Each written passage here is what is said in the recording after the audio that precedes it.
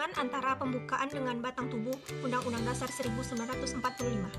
Penjelasan umum 3. Undang-Undang Dasar 1945 menyebutkan bahwa pokok-pokok pikiran yang terkandung dalam pembukaan Undang-Undang Dasar meliputi suasana kebatinan dari Undang-Undang Dasar Negara. Pokok-pokok pikiran itu mewujudkan cita-cita hukum yang menguasai hukum dasar negara, baik hukum yang tertulis maupun hukum yang tidak tertulis. Adapun pokok-pokok pikiran tersebut dijelmakan dalam pasal-pasal oleh Undang-Undang Dasar 1945, merupakan pancaran dari falsafah Pancasila. Maka, dapat ditegaskan bahwa suasana kebatinan Undang-Undang Dasar 1945 tiada lain bersumber dan dijiwai oleh dasar falsafah Pancasila. Pengertian ini yang menunjukkan kedudukan dan fungsi Pancasila sebagai dasar negara Republik Indonesia. Berdasarkan penjelasan tersebut, dapat disimpulkan bahwa pembukaan Undang-Undang Dasar mempunyai hubungan langsung yang bersifat kausal organis dengan batang tubuh Undang-Undang Dasar 1945. Karena isi dari pembukaan dijabarkan ke dalam pasal-pasal Undang-Undang Dasar 1945. Maka, kesatuan, walaupun dapat dipisahkan, bahkan merupakan rangkaian kesatuan nilai dan norma yang terpadu.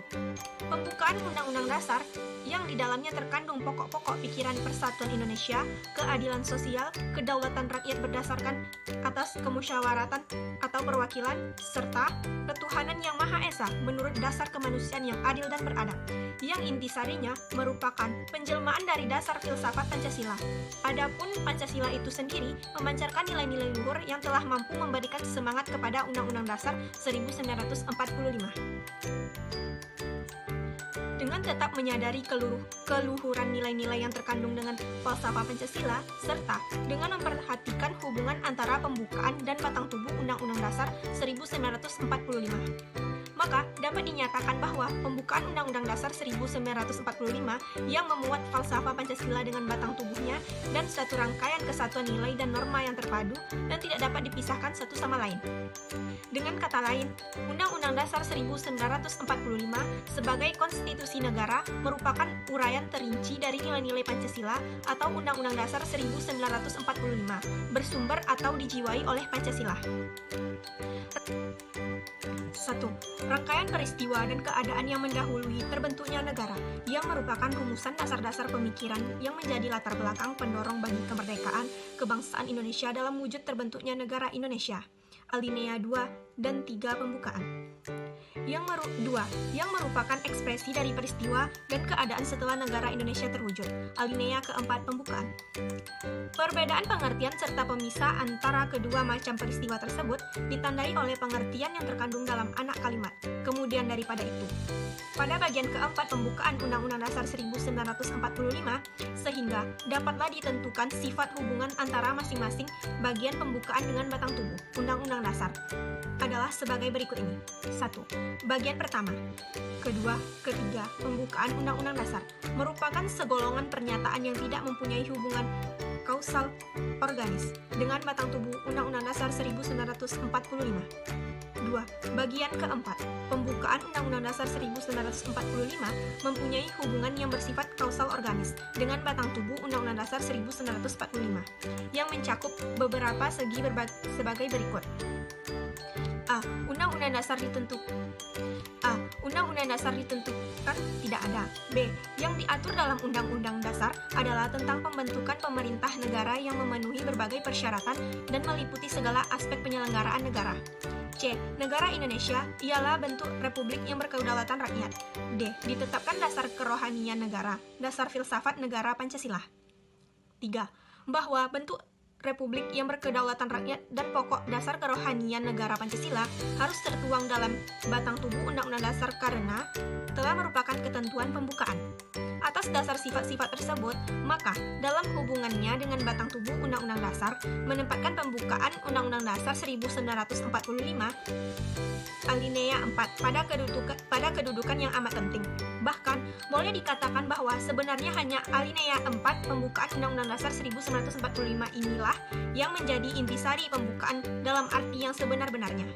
Hal ini sebagaimana termuat dalam penjelasan resmi pembukaan dalam Berita Republik Indonesia tahun 2 nomor 7 yang hampir keseluruhannya mengenai bagian keempat pembukaan Undang-Undang Dasar 1945. Pidato Master Dr. Supomo, tanggal 15 Juni 1. Pokok-pokok pikiran yang terkandung dalam pembukaan. Dikemukakan terlebih dahulu isi penjelasan resmi tentang pembukaan dalam garis-garis besarnya. A. Undang-undang dasar adalah sebagian dari hukum dasar, yaitu hukum yang tertulis. B. Untuk menyelidiki hukum dasar suatu negara tidak cukup hanya menyelidiki satu pasal-pasal undang-undang saja, tetapi juga harus menyelidiki praktiknya dan bagaimana suasana kebatinan undang-undang dasar itu dibuatnya. 2. Hakikat dan kedudukan pembukaan. Dalam bagian keempat pembukaan ditemukan unsur-unsur yang menurut ilmu pengetahuan hukum diisyaratkan bagi adanya suatu tertib hukum, yaitu kebulatan dari keseluruhan peraturan-peraturan hukum. Syarat-syarat yang dimaksud meliputi 4 hal, yaitu 1. Adanya kesatuan subjek yang mengadakan peraturan-peraturan hukum terpenuhi oleh adanya suatu pemerintah Republik Indonesia. 2. Adanya kesatuan atas kerohanian yang menjadi dasar keseluruhan peraturan hukum terpenuhi oleh adanya Pancasila. 3.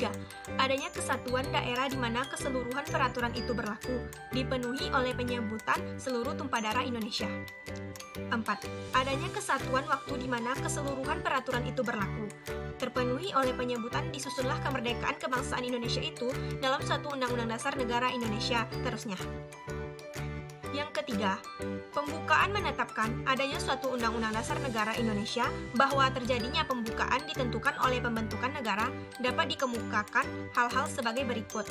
Panitia Persiapan Kemerdekaan Indonesia merupakan wakil-wakil bangsa Indonesia yang berjuang menegakkan kemerdekaan, yaitu cukup mempunyai sifat yang representatif, hakikat, dan kedudukan pembukaan dalam hubungan dengan batang tubuh Undang-Undang Dasar adalah 1. Dalam hubungan dengan tertib hukum Indonesia, pembukaan mempunyai kedudukan yang terpisah dari batang tubuh Undang-Undang Dasar 1945.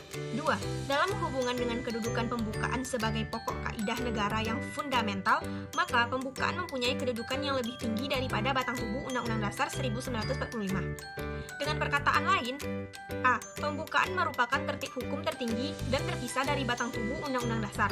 B. Pembukaan merupakan pokok. 4. Pembukaan mempunyai kedudukan yang tetap, kuat, dan tak berubah. Hakikat dan kedudukan pembukaan dengan demikian telah memperoleh nilai kebenaran yang fundamental sehingga oleh karena itu ia hanya mempunyai satu tafsir. Tafsir yang benar yaitu dengan jalan hukum pembukaan tidak dapat diubah, apalagi diganti oleh siapapun dan bila siapapun termasuk MPR hasil pemilihan umum. A. Sebagai pokok kaidah negara yang fundamental, dalam hukum mempunyai hakikat dan kedudukan yang tetap, kuat, dan tak berubah, terlekat pada kelangsungan hidup negara yang telah dibentuk. B. Dalam hierarki tertib hukum adalah yang tertinggi 2. Fungsi dan tujuan bangsa Indonesia. 3. Bentuk negara Indonesia, Republik.